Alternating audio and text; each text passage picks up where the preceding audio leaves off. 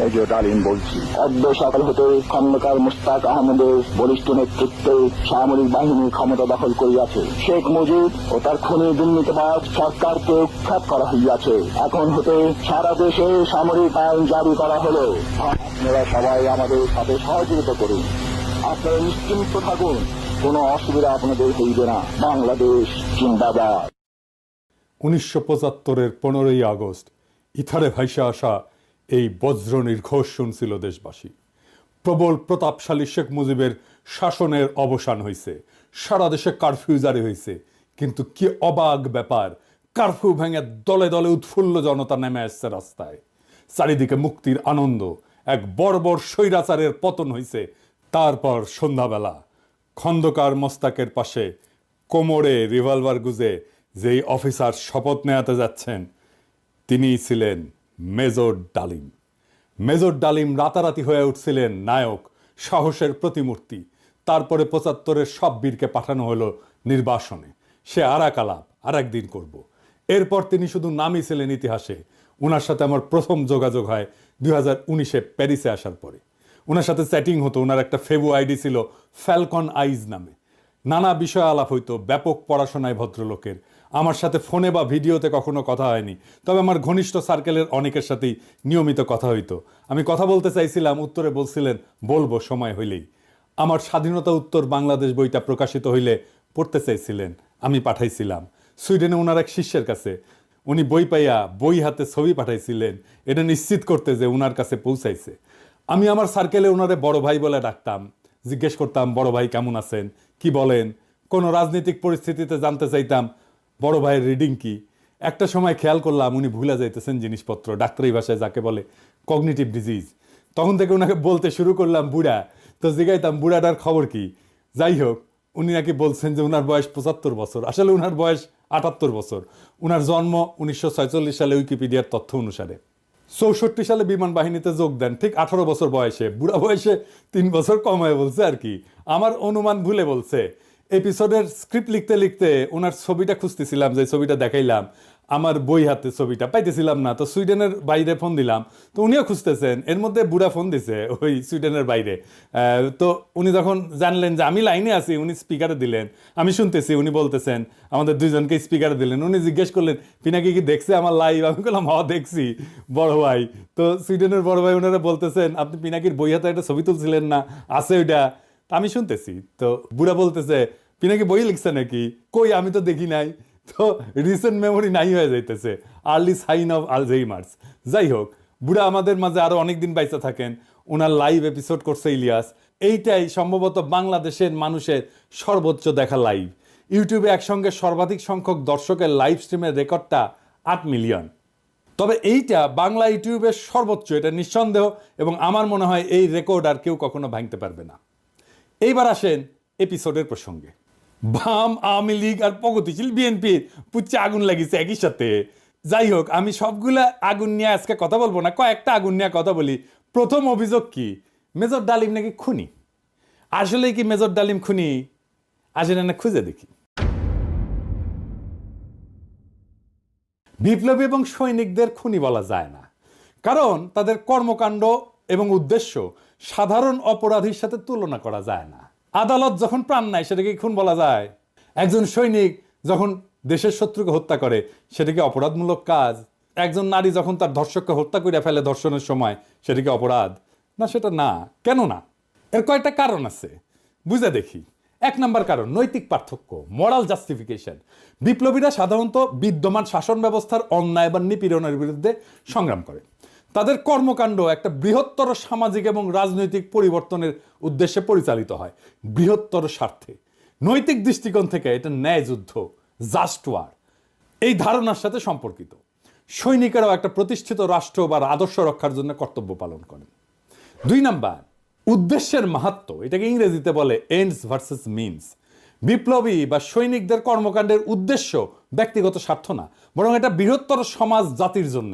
দার্শনিক Immanuel Kant বা জন Stewart মিলের মতবাদে উদ্দেশ্যের গুরুত্ব এবং প্রভাব নিয়ে আলোচনা আছে। মিলের উপযোগবাদ বলে একটা তত্ত্ব আছে। এটা অনুযায়ী যদি একটা কর্ম বৃহত্তর জনগণের কল্যাণে হয় তবে সেটা নৈতিকভাবে গ্রহণযোগ্য।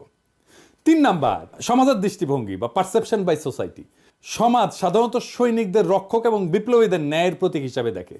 সময়ের সঙ্গে অনেক বিপ্লবীকে নায়ক হিসেবে স্বীকৃতি দেওয়া হয়। এটার আইনি ব্যাখ্যাও আছে। এক নম্বর হইতেছে যে লেজিটিমেসি অফ অ্যাকশন, মানে রাষ্ট্রীয় বৈধতা। সৈনিকদের কর্মকাণ্ড রাষ্ট্রীয় আদেশের আওতায় ঘটে। আন্তর্জাতিক আইন অনুযায়ী যুদ্ধ বা প্রতিরক্ষায় হত্যা বৈধ, যদি তা যুদ্ধের আইন মেনে চলে। 2 নম্বর হচ্ছে রাজনৈতিক লড়াই বনাম অপরাধ, পলিটিক্যাল স্ট্রাগল ভার্সেস ক্রাইম। বিপ্লবীরা সবসময় বিদ্যমান আইন ভঙ্গ করে। বিপ্লব বা অভ্যুত্থান বিদ্যমান আইনের উপরে। সেই জন্যে বিপ্লবীদের কর্মকাণ্ডকে অপরাধ হিসেবে বিবেচনা করা যায় না, কারণ আইন এটা সংজ্ঞায়িত করে বা ডিফাইন করে অপরাধ, আর বিপ্লব এটার উপরে। তা উপরে থেকে এই অপরাধের ডেফিনেশন তো বিপ্লব গ্রহণ করবে না। জুলাই বিপ্লবে পুলিশ নিহত হয়েছিল, মারা গেছিল, মেরে ফেলা হয়েছিল, এটা অপরাধমূলক কাজ না, এটা বিপ্লবী সহিংসতা। এই জন্যই এই হত্যার বিচার করা যাবে না, কারণ বিপ্লব অভ্যুত্থান আদালত বা আইনের চাইতে বড়। যদি পুলিশ হত্যার বিচার হয় তাহলে ধরে নেবেন বিপ্লব পরাজিত। 15ই আগস্টের বিপ্লব পরাজিত হয়েছিল জন্যই আগস্ট বিপ্লবের নায়কদের বিচার এবং ফাঁসি হয়েছিল। 3 নম্বর হইতেছে যে ইচ্ছাকৃত হত্যা বনাম কর্তব্য, ইন্টেনশনাল কিলিং ভার্সেস ডিউটি। সাধারণ অপরাধী ব্যক্তিগত স্বার্থে হত্যা করে, অন্যদিকে সৈনিকেরা যুদ্ধক্ষেত্রে এবং বিপ্লবীরা সামাজিক রাজনৈতিক কাঠামো এবং বিদ্যমান ব্যবস্থা বদলের উদ্দেশ্যে কাজ করে এবং এর ক্ষেত্রে বিপ্লবী সহিংসতা হয়। এইটা তাদের কাজকে ইচ্ছাকৃত হত্যাকাণ্ড থেকে আলাদা করে। সেই জন্যই তাদের কাজগুলোকে ইচ্ছাকৃত হত্যাকাণ্ড থেকে আলাদা হয়ে যায়। শেখ মুজিবকে কেউ খুন করেনি, সে অভ্যুত্থানে নিহত। তার পরিবারের সদস্যদের কেউ খুন করেনি, তারাও অভ্যুত্থানে নিহত। দ্বিতীয় অভিযোগ হচ্ছে মেজর ডালিম শিশু হত্যা করেছে। আবার ইন্টারেস্টিংলি কৌতুকপ্রদভাবে এটা আইসিছে বামেদের কাছ থেকে। হ্যাঁ, মেজর ডালিম কি শিশু হত্যা করেছে? মেজর ডালিম 32 নাম্বার আক্রমণ করে নাই, তারে দায়িত্ব দিতে চাইছিল, সে নেয় নাই। কারণ মুজিব পরিবারের সাথে তার একটা ব্যক্তিগত পারিবারিক সম্পর্ক ছিল। সে গেছিল মুজিবের ভগ্নিপতি আব্দুর রব শেরনিয়াবাতের বাসায়। সেখানে তার 14 বছরের বয়সী মেয়ে বেবি, 12 বছরের বয়সী ছেলে আরিফ এবং 4 বছর বয়সের নাতি সুকান্ত আব্দুল্লাহ, যেটা আবুল হাসনাত আব্দুল্লাহর ছেলে, ও মারা যায়। আবুল হাসনাত আব্দুল্লাহ হারামজাদাটা পানির ট্যাঙ্কে লুকেছিল, বেঁচে যায়। কিন্তু কথা হইতেছে বাড়ির নারী আর শিশুদের বন্দুকের মুখে ফেলায় পানির ট্যাঙ্কে লুকেছিল কেন হারামজাদাটা? ওইটা জয় বাংলা হইলে তো আরো সুবিধা হইলেনি। যাই হোক, এবার আসেন দেখি মহান বিপ্লবের সময় শিশুদেরকে হত্যা করা হয়েছিল যতগুলো বিপ্লব হয়েছে ইতিহাসে, যেগুলো নাম জানি আমরা, যেগুলো নিয়ে কাইট হয়ে পড়ে যায় বিপ্লবীরা। আসেন সেটা দেখি। ফরাসি বিপ্লবের সময় লুই শার্লস, যাকে লুই সপ্তদশ বলা হয়, মানে রাজা ষোড়শ লুই এবং মেরি আতরনাথের ছোট ছেলে, বন্দি অবস্থায় খাইতে না দিয়ে কারাগারে রেখে মৃত্যুর দিকে ঠেলে দেওয়া হয়।